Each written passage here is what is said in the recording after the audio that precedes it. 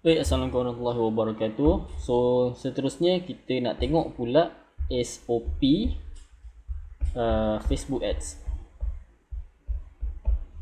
So, Facebook Ads ni kita nak buat Facebook Ads wajib ada SOP lah. So, maksudnya kat sini ramai kebiasaannya ataupun ramai silap orang buat Facebook Ads ni, dia terus masuk Facebook Ads, masuk copywriting, masuk gambar, tekan iklan. Okay, so banyak benda dia tak tahu. Dia tak tahu berapa dia nak spend sehari, berapa sepatutnya, bila dia nak on iklan, bila dia nak off iklan. Alright, so macam mana, berapa banyak gambar dia nak kena buat. So SOP Facebook Ads ni penting lah. So kalau saya train team saya pun yang baru masuk sebagai marketer, benda pertama yang saya akan terangkan kepada mereka adalah tentang SOP buat Facebook Ads lah.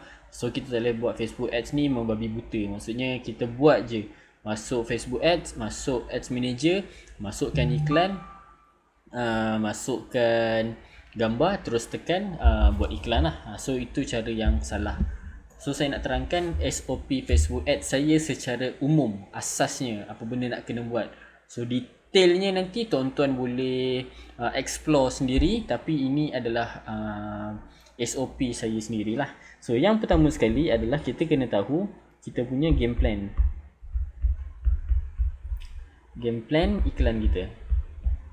So game plan iklan kita ni macam saya tunjukkan tadi, adakah kita nak main awareness saja, adakah kita nak buat lead generation, ataupun adakah kita nak buat campaign sales conversion. So game plan iklan ni juga kita nak kena consider kita punya marketing funnel lah.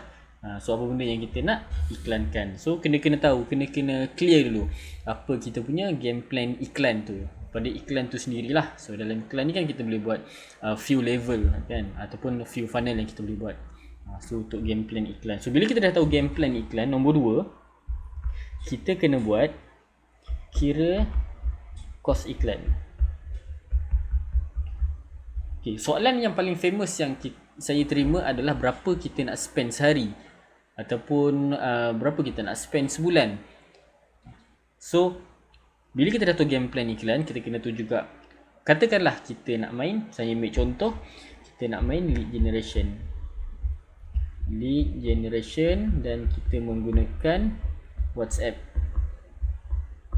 So kita kena tahu, okay, kita kena tahu berapa kos per lead. So kita kena tahu juga berapa target jualan, berapa target keuntungan.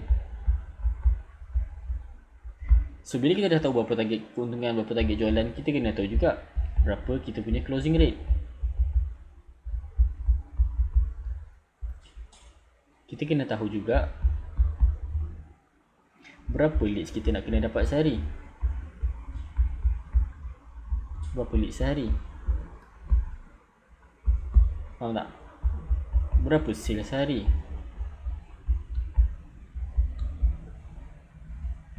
Dan last sekali baru kita boleh tahu berapa kita nak spend sehari.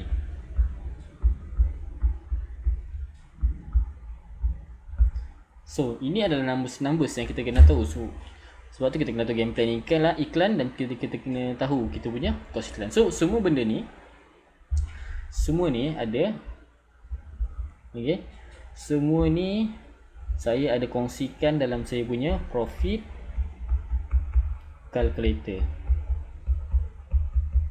Profit calculator ni saya bagi free dalam saya punya modul lead generation blueprint.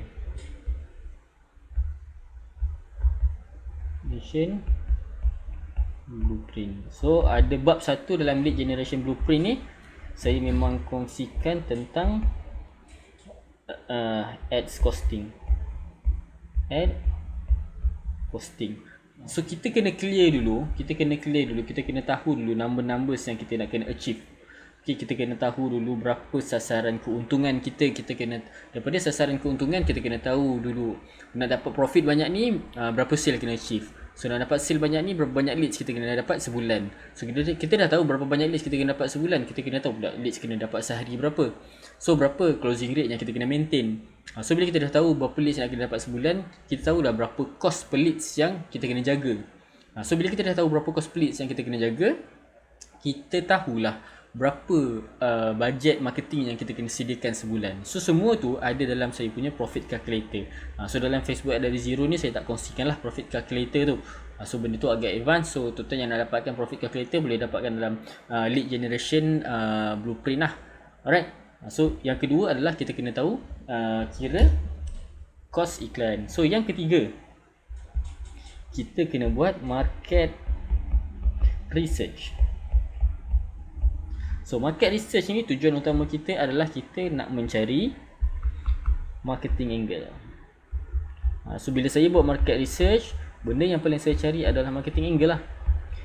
Marketing angle. So marketing angle ni, contoh marketing angle adalah, katakanlah kita buat insurance. Kita buat insurance banyak produk. Kita ada produk pengganti gaji, kita ada medical card, kita ada hibah and everything. Dalam medical card saja kita boleh cari. Contohnya medical card medical card. Semua orang kena pakai medical card. Tapi when it comes to marketing angle, kita nak cari specific audience. Contohnya kita nak orang yang berumur, target market kita hanyalah orang yang, contohnya orang yang baru grad dan baru bekerja. Sebab mereka masih muda dan medical card kosnya masih murah. So itu adalah so bila kita dah tahu marketing angle apa kita nak main, kita senang untuk kita buat creative material. Alright, so kena cari marketing angle. So topik marketing angle ni pun sangat-sangat deep. Macam mana kita nak cari marketing angle, kaedah apa kita nak pakai. So saya ada kongsi benda tu semua dalam lead generation blueprint lah. Tapi banyak sebenarnya kaedah market research. Tuan-tuan boleh Google, tuan-tuan boleh tengok dekat YouTube. Tapi method saya ada kongsikan dalam lead generation blueprint lah. So untuk market research ni, tuan-tuan kena tahu apa yang kelompongan dalam market tuan-tuan. Okay, dalam servis atau produk tuan-tuan, tuan nak kena cari kelompongannya. Sebab tu kita kena buat market research lah. Okay, yang ketiga kena buat market research. So bila kita dah buat market research, okay, nombor 4 pula. Okay, nombor 4 adalah kita buat creative material planning. So creative material planning ni kita nak buat copywriting. Ini saya akan ajarkan pada video seterusnya nanti. Yang kedua kita nak buat grafik. Apa format grafik yang boleh convert klik tinggi.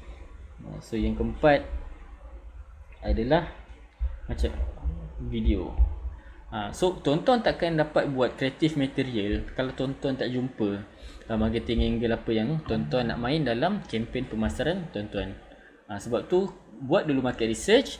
Lepas buat market research, barulah kita ada senang tu kita buat creative material planning.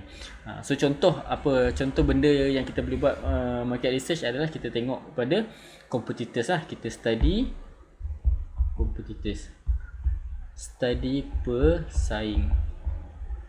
Alright, yang kedua adalah kita buat interview.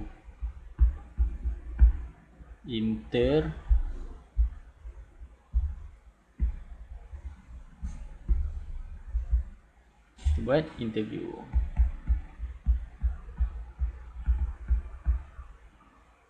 Alright, apa lagi kita boleh buat? Kita boleh baca feedback. Feedback ni boleh daripada produk sendiri ataupun produk pesaing. Sebanyak sebenarnya kaedah kita boleh buat market research lah. Okay, bila kita dah siap creative material, last kali barulah kita pergi ke Facebook Ads. So dalam Facebook Ads ni ada beberapa fasa lah. Fasa pertama kita nak split testing. So ni pun saya akan ajar nanti. Yang kedua kita nak optimize. Yang ketiga kita nak scale up. So barulah kita masuk dalam Facebook. So ini adalah 5 SOP saya untuk bila saya menjalankan kempen Facebook Ads lah. Satu, kita kena kenal pasti kita punya game plan. Yang kedua, kita kira kos iklan. So bila kita dah tahu kos-kos yang terlibat, metrik-metrik penting yang kita nak kena tahu, so barulah kita buat market research. So market research ni wajib kita buat market research sebab kita nak kenal pasti beberapa marketing angle supaya kita boleh test marketing angle mana yang kita boleh highly profitable lah, yang kita boleh buat duit banyak dekat certain marketing angle tu. So yang keempat, barulah kita masuk dalam kita punya, baru kita mula buat copywriting, baru kita buat grafik, baru kita buat video ataupun ini kita panggil, ini semua kita panggil bahan iklan lah, bahan iklan. So seterusnya kelima barulah kita masuk ke dalam Facebook Ads. Alright, so yang ni macam mana Facebook Ads nanti, technical setup ni saya akan ajar pada video seterusnya. Alright, kita jumpa pada video seterusnya.